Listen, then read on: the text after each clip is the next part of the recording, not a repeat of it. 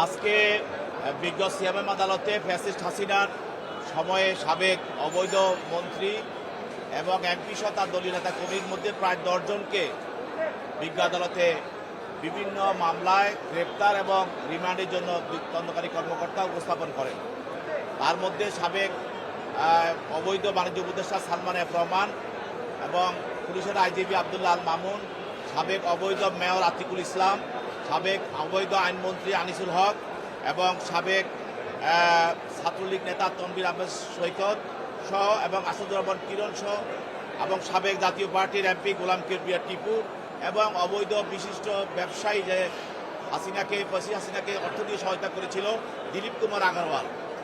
এই 10 জনকে উপস্থাপন করা হয়। তার মধ্যে কয়েকজনকে রিমান্ড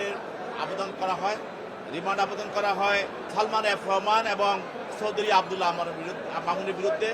তাদেরকে 3 দিনের রিমান্ড মঞ্জুর করা হয় এবং সাবেক অবৈধ মেয়র আনিসুল হকের বিরুদ্ধে আতিকুল ইসলামের বিরুদ্ধে 4 দিন এবং সাবেক অবৈধ আইনমন্ত্রী আনিসুল হকের বিরুদ্ধে 3 দিন এবং সাবেক ছাত্রলীগের সাধারণ সম্পাদক ঢাকা বিশ্ববিদ্যালয়ের যিনি তানভীর আহমেদ সৈকত তার বিরুদ্ধে 4 দিন এবং গাজীপুর জেলা আওয়ামী লীগের সহসভাপতি আসাদুর রহমান কিরণ তার বিরুদ্ধে 4 দিন রিমান্ড মঞ্জুর করেন।